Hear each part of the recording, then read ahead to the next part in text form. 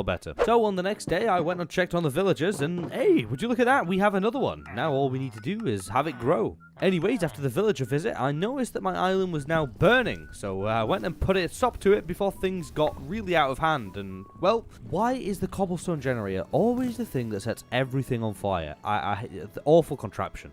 Anyways, after the fire incident, this is when I realized that I really did not like how my island looked at all, and I wanted to completely redo the whole entire thing from start to all of it. Just gone, alright? Gone. So, after waiting for my villagers to grow and making him a tool boy, I traded for some diamond tools and got to work on tearing down all of my hard work up to this point, just to rebuild it better. And, well, I'll let the footage roll for you now, but in the last 100 days video, 100 days in 1 block skyblock, I built everything in a square modular kind of island design. So I thought this time, instead of doing it in squares, I'll do it in circles instead. So, yeah, by the time everything was torn down, I started a circle around my mob grinder, and that became my main circular island. That was then very quickly followed by a tree farm island, and then a nether portal island, and then finally a villager island that was actually very easy to keep them from getting out and from things going. It was just easy to keep them in there, okay? And also I kind of like how it came out. It's a little bit square, but it looks pretty good. Anyways, after the success of the villager island, I went and made the cobblestone generator its own island. That way it wouldn't be burning anything down anytime soon. After the cobble island was done, I made a storage / base of operations island, and then after that I made a mushroom island, because why not? They look cool, and why would I not want giant mushrooms? Oh ho, would you look at that? It's another island. What will it be?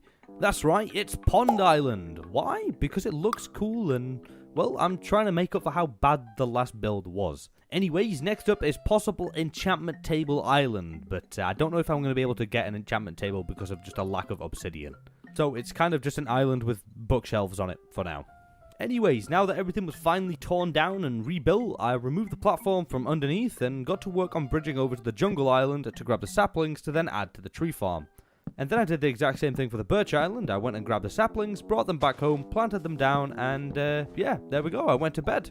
Now, on the next couple days, I headed back into the nether because I decided it was time to start work on getting potions, and well, to do that, I'd need blaze rods and blaze powder.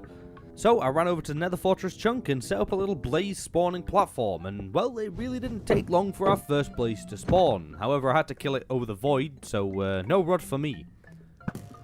But that's okay though, because 2 spawned shortly afterwards, and now we have our first blaze rod. After a while of farming blaze later, I finally had enough rods to head home and start brewing. But not really, because I still needed the nether wall farm, so I grabbed some food and I headed back into the nether to start farming some gold to trade with the piglins to get some soul sand. Which made me realize that I probably shouldn't have thrown away the stuff that I got traded to me earlier, but hey, it is what it is.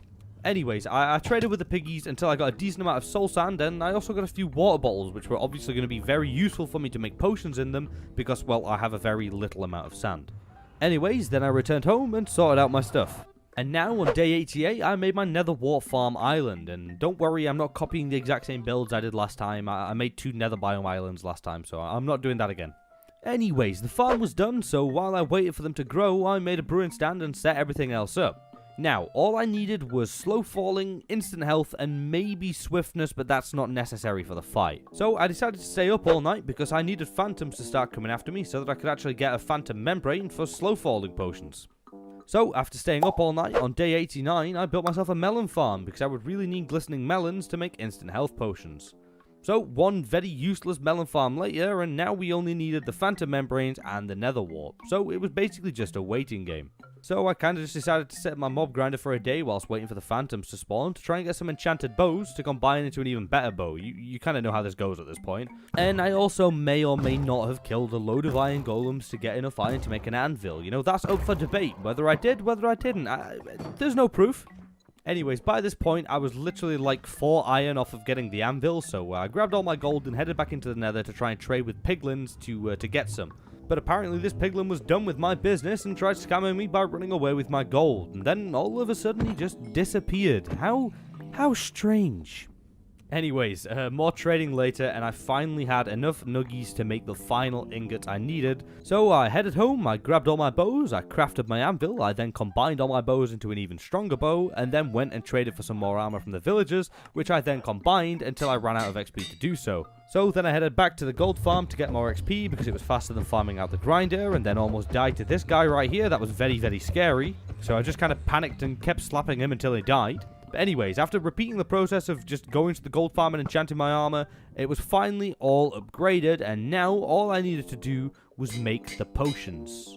So I went and harvested my nether wart, started cooking up some awkward potions, and then I harvested my melon to make some glistening melon to then make my instant health potions, which I then immediately upgraded and made into splash potions. And now, all I was waiting for was phantoms that should come tonight. And, well, they did. So I killed them, I took their membranes, and then I went to bed. And on day 94, I woke up, I brewed my final potions, and now it was time for me to fight the dragon. So, without any further ado, let's go.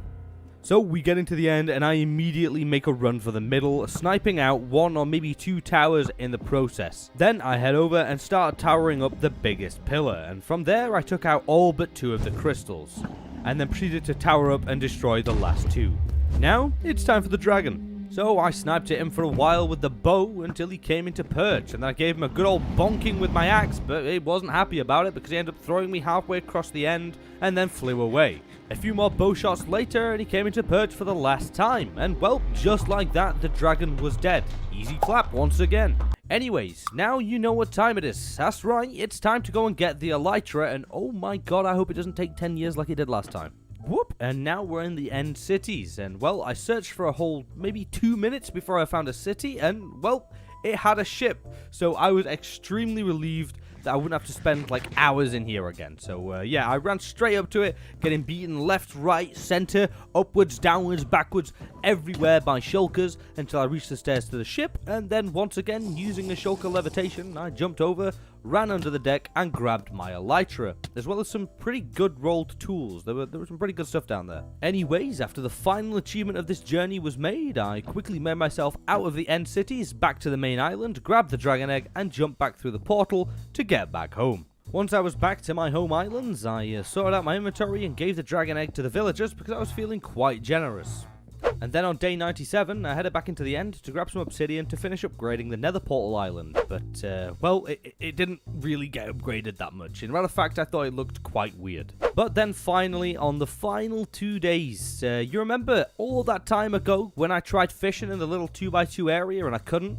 Well, I decided to spend my final 2 days doing something that I couldn't do before. I ended up just fishing for the final 2 days. That's all I did. I had no reason to, or I had no goal to get anything out of it. I just wanted to use the fishing rod that I made all that time ago. And finally, on day 100, we've done it again. We've survived another 100 days in hardcore Minecraft. And I also just want to apologize for this video being a little bit shorter than my normal 100 days videos. I've been quite ill while working on it, and I'm also working on a second project alongside it, so stay tuned for updates from that. Anyways, thank you all so very much for watching. If you want more content from me between 100 days videos, I stream quite regularly over on Twitch, and if you want any updates on that, then follow me on Twitter. Both are linked down in the description below and on screen now. But anyways, I love and appreciate you all.